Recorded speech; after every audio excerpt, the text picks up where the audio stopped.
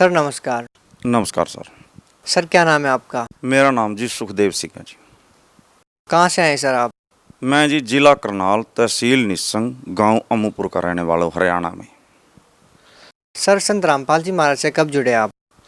जी मैं ये बरवाड़ा घटना हुई, जो बहुत बड़ी घटना हुई ना, इससे 5 महीने पहले जुड़ा था जी। सर संत रामपाल जी महाराज के शरण में आने से पहले आप क्या भक्ति साधनाएं करते थे?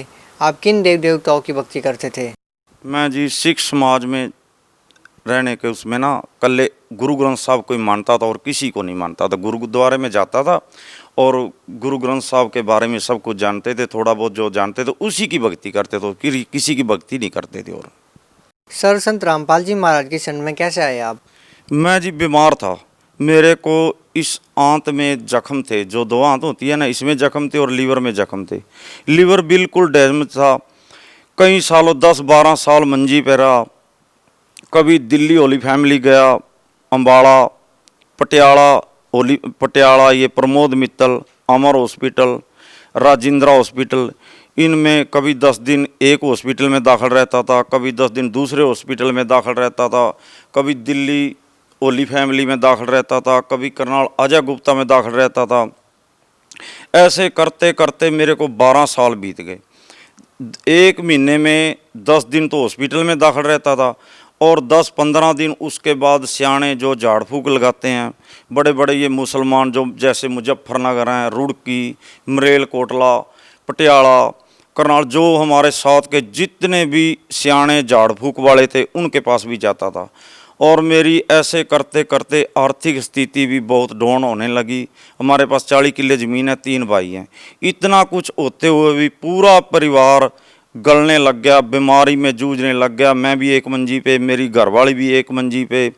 ऐसे करते करते एक एक दिन में 4-4 मुसीबतें, प्रेत बाधा थी मेरे को बहुत तकड़ी जी।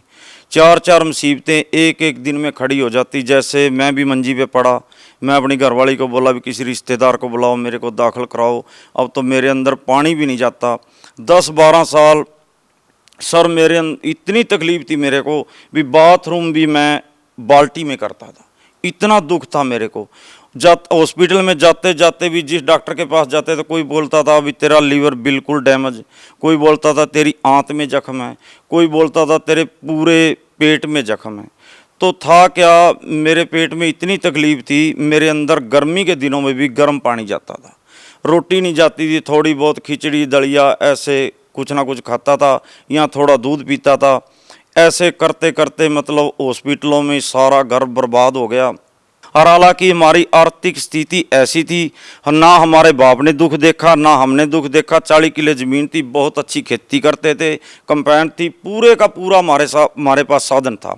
कभी हमने वो दिन नहीं देखा भी आज हमारे पास पैसा नहीं। तो इस प्रेत की वजह से मैंने वो दिन देखा। मेरे पास ट्रैक्टर था सोनालिका, घर की स्थितियाँ ऐसी बनी जी, वो ट्रैक्टर भी बिक गया। मेरे पास गाड़ी थी इंडिका विस्टा टॉप मॉडल में, वो भी बिकी जी। मेरे पास बुल्ट मोटरसाइकिल थी जी, वो भी बिकी जी। मेरे पास बहुत अच्छे अच्छे डंगर थे, भैंसें थी, गायें थी, 1 क्विंटल दूध देता था जी। ऐसा ऐसा करके पूरे के पूरे डंगर भी बर्बाद, मेरी गायें भी बर्बाद, भैंस भी बर्बाद, पूरे के पूरे जो साधन था घर में वो भी ख़त्म। घोड़ी थी मेरे पास बहुत अच्छी जी, वो भी मरी। सारा कुछ ये प्रेत करवाता था। रात को मेरे को बोलता था भी सुबह तेरा ये नुकसान होगा, वो ही हो जाता था। अगर डंगरों के बारे में बोलता था वो हो जाता था। ज़मीन के बारे में बोलता था अभी तेरे दाने नहीं होंगे, तो वो नुकसान होता था। अगर घरवाली के बारे में बोलता था सुबह इसको ये तकलीफ़ होगी, तो वही हो जाती थी। मेरी घरवाली को कालजे में सोजश थी, बहुत ज़्यादा एलर्जी थी। वो एक वजह से और ज़्यादा परेशान थी कि उस पर दवाई नहीं खाई जाती थी उसे। जब वो दवाई खाती नहीं थी ना, तो उसको इतना तेजाब बन जाता था, इतना तेजाब बन जाता था, मतलब इतना सिर में दर्द और तकलीफ़ इतनी बढ़ जाती थी। 2-2 दिन हमारे घर में खाना भी नहीं बनता था और बच्चे भी बीमार थे। मेरा बड़ा लड़का स्कूल में गया जो 5वीं क्लास में पढ़ता था, उसको मास्टर छोड़ के गया, बोला अंकल जी इसको बुखार हो गया। बुखार की वजह से करनाल दाखिल करवाया हमने हॉस्पिटल में। तो 1 महीना दाखिल रहा, ये साइड उसकी सारी बंद होगी। 1 महीने के बाद 1.5 लीटर रेशा लिखड़े उसके, और छोटा लड़का था, मैं भी बीमार। मैं बोला मेरी घरवाली को सिर्फ किसी रिश्तेदार को बुलाओ, मेरे को दाखिल कराओ दिल्ली, जाके मैं होली फैमिली में दाखिल हूँगा। अब तो मेरे को बाथरूम भी बाहर नहीं जाया जाता और अंदर कोई चीज़ नहीं जाती। और पूरी रात प्रेत मेरे को इतना तड़पाता था सर, सिर से लेके पैर के गुंठे तक इतनी तकलीफ होती थी कि मैं मंजी पे रात को पड़ा पड़ा ना ऐसे हो सकता ना ऐसे हो सकता। पूरी रात मेरा परिवार सोता था, खाता था, दिन में पीता था, रात को सोता था। मैं पूरी रात ऐसे देखता रहता, रोता था, तड़पता था। जो डॉक्टर मेरे को 2 गोलियां देता था ना, भी एक अगर तकलीफ हो 1 गोली खाना, ज़्यादा तकलीफ हो 2 खाना, वो 10-10 गोलियां भी खाता था। बिल्कुल तकलीफ नहीं हटती थी। मेरी घरवाली भी दुखी, मैं भी दुखी। मैं बोला अभी मेरे को दाखिल कराओ। घरवाली को मेरी को पेंडस की परेशानी थी, वो बोली मेरे को भी दाखिल कराओ, मेरे को तकलीफ है बहुत ज़्यादा। इतने में क्या हुआ, मेरा छोटा लड़का था 6-7 साल का, वो इतना बड़ी ना सोटी लेके खेत में गया, हम खेती करते हैं, तो ड्योड़ पे ऐसे फिसला ना हो, उसने मुंह में डाल रखी थी वो सोटी, तो ऊपर ताड़ू में चढ़ गई वो सोटी, इतना ऊपर से मांस पाट गया। हम तो अपनी मुसीबत भूल गए, उस लड़के को लेके चले। इतने में एक भैंस ने सींग फंसा के एक सींग निकाल लिया। 4 मुसीबतें। वो प्रेत एकदम हमारे साथ इतना दुख देता था, बोलता था कहाँ जाओगे, किसके पास जाओगे, मैं तुम्हारे घर से नहीं जाता। जब हम लड़के को लेके गए तो सारे डॉक्टर, करनाल वाले 3 डॉक्टर बोले भी इसका तो अंदर खून पड़ गया और ऊपर टांके नहीं लगते, टांके नहीं लगेंगे तो दिल्ली ले जाओ इसको। फिर एक मिड्डा डॉक्टर है जो करनाल सरकारी हॉस्पिटल के सामने है, वो बोला भी मेन तो है नहीं, क्योंकि खून ज़्यादा पड़ गया, 30 किलोमीटर से आप गाड़ी में चल के आए तो ऊपर टांके भी नहीं लगते। मैं बोला डॉक्टर साहब चलो करो, मेहरबानी करो, परमात्मा करेगा। उसने ना टांके लगाए, टांके लग गए। जब टांके लगाए तो उसके बाद बच्चे को उल्टी आई, उल्टी से बहुत ज़्यादा खून आया। बोला तेरा बच्चा बच गया, चलो कोई बात नहीं। 4 मुसीबतें। प्रेत एकदम उसकी जगह बना रखी थी, रात दिन दीवा लगाते थे उसका, बहुत पूजा करते थे, करवाता था ज़बरदस्ती। बोले यहाँ दीवा लगाओ, वहाँ दीवा लगाओ, देग लगाओ। सट्टे के नंबर भी मेरे को देता था, जो सट्टे के नंबर देता था वो ही सट्टा सुबह जो मैं नंबर लगाता था ना, करनाल जैसे जींद, कैथल, पेवा भी लगाता था, वो ही नंबर आता था। इतनी पावर थी उस प्रेत में। हमारा परिवार बहुत बड़ा परिवार है, 150 जी हम परिवार के, तो हर परिवार में 1-1, 2-2 मेंबर मुसीबत में, बीमारी में जूझ रहे हैं। मेरे जोटे ने ना, जो मेरा बाड़ा था जहाँ भैंस रहती थी, वो गेट गिरा दिया। तो मैं गांव में गया, मेरी घरवाली बोली रात को डंगर लिकट जाएंगे, बहुत नुकसान करेंगे, तो आप इसको तो बनवाओ। मैं बोलिया मेरे से उठा ही नहीं जाता, इतनी बीमारी भी, मैं मंजी से उठ के बाथरूम नहीं कर सकता, मैं गेट का क्या करूं, मैं तो मरने लायक हो गया, अब तो मैं मरूंगा, तुम्हारा भी घर जाड़ दिया। इस कंगार पे था भगत जी, मैं भी मेरी ज़मीन बिकने का भी कोई वो नहीं रहा था, भी मेरी ज़मीन बिकेगी। सर आप इतनी सारी मुसीबतों से जूझ रहे थे, इतनी सारी परेशानी आपके ऊपर थी, दुखों का पहाड़ आपके ऊपर था, उन सारी बीमारियों से, परेशानियों से आपको कैसे निजात मिली? मेरे को जी संत रामपाल जी महाराज का शिष्य था जी, भगत था हमारे गांव का, वो भगत मिला, संत रामपाल जी महाराज का भगत मिला। वो मेरे को बोला भी अंकल आप बिल्कुल ख़त्म हो चुके हो, तो क्या बात? मैं बोला जी मेरे को प्रेतवाद है।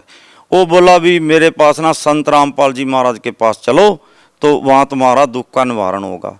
मैं बोला जिन संतों के पास तो हम जाते नहीं, इन संतों को तो बिल्कुल हम ठीक नहीं समझते, हम तो अकेले गुरुद्वारे को मानते हैं। वो बोला अंकल आपने संत देखे नहीं, मेरे साथ चल तू, आपके दुख का निवारण होगा, आप बिल्कुल ठीक हो जाओगे। मैं बोले अभी बहुत, मैं तो मंजी से उठने के लायक भी नहीं, मेरे बाथरूम भी नहीं होता, अब मैं कहाँ जाऊँगा। मेरी घरवाली, मेरे बच्चे बोले तो इतनी जगह गया, वार 12 साल हो गए तेरे को जाते, एक बार वहाँ भी चला जा। चलो भगत रामपाल जी महाराज के जो भगत हैं इतने अच्छे हैं, उसको मैंने नौकर भेजा, वो बुला के लाया, गाड़ी में गए, तो मैंने वहाँ जाके संत रामपाल जी महाराज से नाम दीक्षा ली। सर संत रामपाल जी महाराज से नाम दीक्षा लेने से पहले आपके ऊपर दुखों का पहाड़ टूटा हुआ था। सर नाम दीक्षा लेने के बाद आपकी परेशानियाँ ठीक हुई या नहीं? हाँ जी, जब मैं संत रामपाल जी महाराज से नाम दीक्षा ली ना, तो उसी दिन से नाम दीक्षा लेने से मेरे को ना बहुत 25 पैसे आराम मिला, मेरे को नींद आई, मेरे शरीर में कुछ आराम मिला। आराम मिलने के कारण मैं फिर आश्रम में जाता रहा। दिन प्रतिदिन संत रामपाल जी महाराज मेरे को मिले, वो बोले बेटे ऐसा हो जाएगा जैसे 16 साल का लड़का होता है, बिल्कुल पहले जैसा हो जाएगा। मेरे को विश्वास नहीं हुआ, थोड़ा सा मैं बोलता ऐसे कैसे हो जाऊंगा, चलो ठीक तो हो जाऊंगा, पर इतना बढ़िया मैं नहीं हो सकता।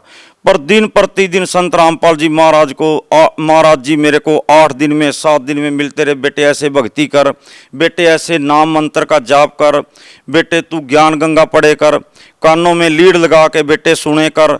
मेरे को कई बार संत रामपाल जी महाराज जैसे दिव्य दृष्टि का कारण सा कुछ बनता है साथ में आके, ऐसे मेरे को मिलते और मिलके मतलब मेरे को बताते। दिन प्रतिदिन राम आने की वजह से जब ये कांड हुआ ना, मेरे को 5 महीने हुए थे, जब मेरे को थोड़ी सी मुसीबत थी, उसके बाद अब दिन प्रतिदिन मेरे को कोई मुसीबत नहीं। जो मेरी घरवाली थी जिसको कालजे में सोजिश एलर्जी थी, एक दिन भी आश्रम में नहीं गई, ना उसने नाम दीक्षा ली है, वो भी दंडवत प्रणाम करती है। फिर उसको भी विश्वास हुआ, मेरे बच्चों को भी विश्वास हुआ, नाम तो उन्होंने लिया नहीं पर लेकिन वो संत रामपाल जी महाराज के आगे दंडवत प्रणाम करते हैं, पूरा उसको परमात्मा की तरह मानते हैं। मेरी घरवाली भी बिल्कुल ठीक, मेरे बच्चे भी बिल्कुल ठीक, मेरे जो पारिवारिक कोई भी परेशानी थी, आज मेरे को कोई भी परेशानी नहीं। मैं ऐसे ही हूँ जैसे संत रामपाल जी महाराज बोले थे ना, बेटे 16 साल का बना दूंगा। आज मैं उम्र तो मेरी 47 साल है, पर है मैं वैसे संत रामपाल जी महाराज की कृपा से 16 साल जैसा लड़के जैसा ही हूँ मैं जी। अब बरवाला जैसी बड़ी घटना हो गई है, संत रामपाल जी महाराज अभी जेल में है। सर, आज आपके गुरुदेव संत रामपाल जी महाराज के प्रति आपका कैसा भाव है? हाँ जी, इसमें कुछ फर्क है जी। घटना के बाद ये फर्क हुआ जी, मारे को और भी दृढ़ विश्वास हुआ। जो पहले विश्वास था ना 5 महीने पहले, अब मारे को और ज़्यादा विश्वास है कि इतना संत, ऐसा संत जो इतने सुख दे सकता है। एक उजड़ा हुआ परिवार जो इतना बिल्कुल ख़त्म हुआ परिवार को बसा सकता है। और मेरा ये देख के मेरा पूरा गांव एरिया जो रिश्तेदार हैं सब बोलते हैं हम संत रामपाल जी महाराज को गलत कैसे बोलें। अगर काले को देखते हैं तो बिल्कुल सही है, जो संत रामपाल जी महाराज है ना, ऐसा गुरु कहीं नहीं मिलेगा। मेरा जी उससे भी ज़्यादा दृढ़ विश्वास है। और मेरे को देख के ये बैठे हैं जी मेरे गाँव के 10-15 भगत, इस कांड के बाद जब से यहाँ नाम दीक्षा मिलती है, यहाँ से नाम दीक्षा लेके गए हैं जी। सर, भगत समाज को क्या संदेश देना चाहेंगे? जी, भगत समाज को मैं यही संदेश तो हमारे परमात्मा का है, हमारे गुरु जी का। मेरा तो एक प्रार्थना है जी, कहनी मेरे भाई हैं, मेरी माता, मेरे भाई, मेरे बहन जैसे हैं, जो भी दुखी है, और तो नहीं जुड़ना चाहते, जो दुखी है ना, एक बार संत रामपाल जी महाराज की शरण में आएँ और अपने दुख का निवारण करें। ज्ञान तो उनको अपने आप ही हो जाएगा और उनका सबका भला होगा। किसी को कैंसर हो, किसी की रीढ़ की हड्डी में फ्रैक्चर हो, किसी का दिमाग खराब हो, मेरे दिमागी हालत भी बहुत ख़राब थी, तो सबका निवारण संत रामपाल जी महाराज ही कर सकते हैं और इस दुनिया में कोई नहीं कर सकता। जितने मैंने 12 साल धक्के खाया ना, शायद ही किसी आदमी ने, शायद ही मेरे जितना बदनसीब आदमी इस दुनिया में होगा। तो संत रामपाल जी महाराज की शरण में आएँ और अपना कल्याण कराएँ। सर, बहुत बहुत धन्यवाद। सच।